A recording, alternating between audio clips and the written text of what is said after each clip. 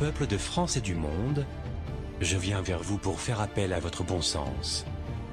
Hommes et femmes de la Terre, écoutez la souffrance de notre planète. Bientôt toutes nos sources d'eau seront empoisonnées. Le dernier arbre aura été coupé. Et nous prendrons conscience trop tard que l'argent ne nous nourrit pas. Nos dirigeants politiques nous ont menti, trahis, et nous sommes tous victimes d'un esclavage financier depuis bien trop d'années. Tellement d'années qu'il m'a fallu chercher l'origine de la faille de notre nation actuelle dans les livres d'histoire.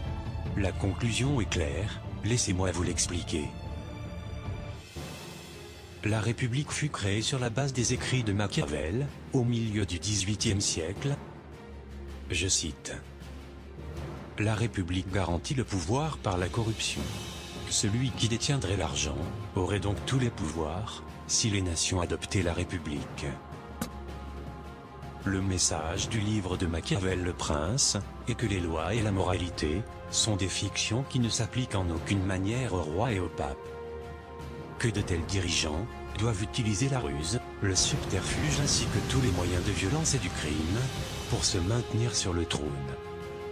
Ils se trouvent aujourd'hui à la tête des États, tout en se faisant passer pour des personnes justes et pures. Depuis toujours, ceux qui n'ont aucune valeur morale, aucune éthique, aucun scrupule, sortent toujours vainqueurs. La République est le système idéal pour favoriser l'ascension des moins pourvus de ses qualités humaines. D'autant plus, si les candidats sont d'abord sélectionnés, selon ces critères de dénuement à l'intérieur de sociétés occultes qui gèrent les partis politiques et le système financier. Celui qui ment le plus, fait le plus de fausses promesses, gagne toujours face à celui qui tente de ne pas trop tromper ses électeurs. Le raisonnement est parfaitement juste. La République est un système garantissant la corruption, et donc la possibilité d'utiliser les dirigeants pour manipuler le peuple, mais aussi d'établir les lois, assurant la continuité de cette République, garante du pouvoir dans l'ombre, et enfin, favoriser les intérêts de ceux qui participent à l'asservissement du peuple. Après 2 guerres mondiales, ils ont réussi à imposer sur presque toute la planète un système qui leur permet de contrôler la vie politique et économique de chaque pays. Peuple de France et du monde, voici la faille de notre nation actuelle, comme celle de nombreuses autres nations. Il est vital qu'une opposition s'élève contre le principe de la République, qui garantit la continuité de leur plan, et le remplace par un autre mode de gestion de la société. La technique employée, pour obliger les dirigeants d'un pays à imposer au peuple la crise financière, pour le contraindre à accepter la vente des activités vitales du pays, telles que les compagnies des eaux, d'électricité, d'aviation, les compagnies pétrolières, les banques et j'en passe. Cela se nomme la corruption. Les élites appelant cela, à leur gré, privatiser ou libéraliser, afin de camoufler au peuple leurs coupables machinations. Depuis les années 2006, les élites ont lancé leurs grandes offensives économiques sur l'Europe, avec la complicité des principaux dirigeants politiques et économiques.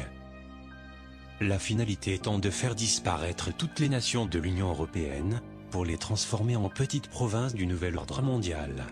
Provinces dirigées par un Conseil européen, dont ils sont déjà les seuls maîtres. Bientôt, des traités commerciaux vont permettre la destruction de tissus social et économique, et ouvrir grandes les portes à l'asservissement de nos ressources, par l'emploi de techniques polluantes et destructrices pour la nature, ce pour le profit exclusif des élites.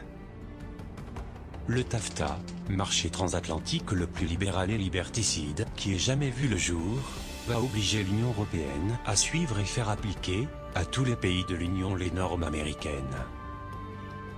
Ceci aura pour conséquence majeure de détruire la gestion rationnelle des terres de l'Union, pour cultiver des OGM, puis pratiquer l'élevage intensif aux hormones et antibiotiques divers, en faisant disparaître toutes les petites exploitations agricoles, ceci étant prévu pour 2015. Ensuite, le programme TISA, lui, fera disparaître la sécurité sociale, les caisses de retraite, et tous les services publics deviendront privés, donc payants. Ceci étant prévu pour 2018. l'État français a d'ores et déjà annoncé que les caisses de retraite complémentaires sont vides, et que sous 2 ans, il n'y aurait plus aucune retraite d'honoré. Enfin, la restructuration des régions achèvera les nations en les divisant en provinces européennes, ceci étant prévu entre 2018 et 2020. Si rien n'empêche ces programmes de s'accomplir, la France aura disparu dans moins de 10 ans. Une personne seule ne pourrait rien contre cela. En revanche, un peuple uni, un peuple assez fort culturellement, pour disposer à la fois d'une base sociale solide et d'une philosophie civique. Un peuple dont le pays offre assez de rayonnement international pour que son action soit rapidement suivie par d'autres nations. Un tel peuple pourrait prendre définitivement son avenir en main. Vous, Français, qui refusez ce nouvel ordre mondial, vous qui voulez conserver identité et indépendance, vous qui souhaitez établir vos propres valeurs, votre propre mode de vie, vos propres lois et enfin retrouver votre dignité. Vous, Français, qui jugez que la prospérité de la France ne devrait pas profiter qu'aux seuls banquiers et politiciens.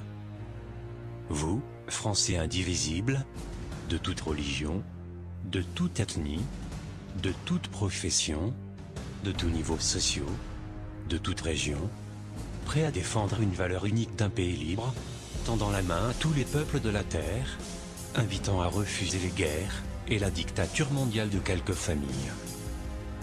À vous tous. Rendez-vous le 14 juillet 2015, à Paris, place de la Concorde à 10 h.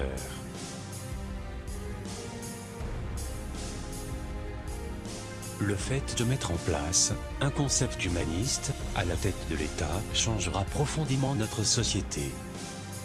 Les effets s'en feront sentir immédiatement, comme par exemple la disparition de la précarité financière, donc de la pauvreté, des sans domicile fixe, des restos du cœur, et bien d'autres.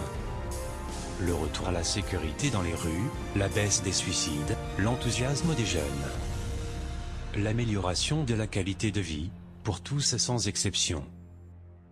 Car dans un premier temps, le gouvernement provisoire va se concentrer à procéder à la suspension des contraintes les plus lourdes, pendant que le peuple travaille à la rédaction de sa nouvelle constitution.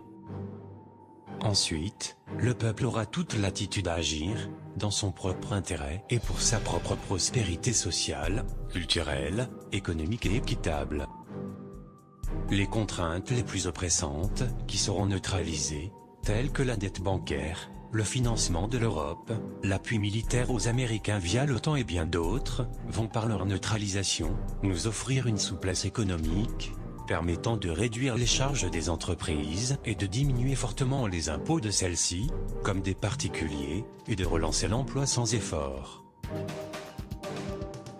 Peuple de France, devant l'imminence de la disparition de la France par le TAFTA, le 14 juillet 2015, est une dernière chance de sauver notre pays.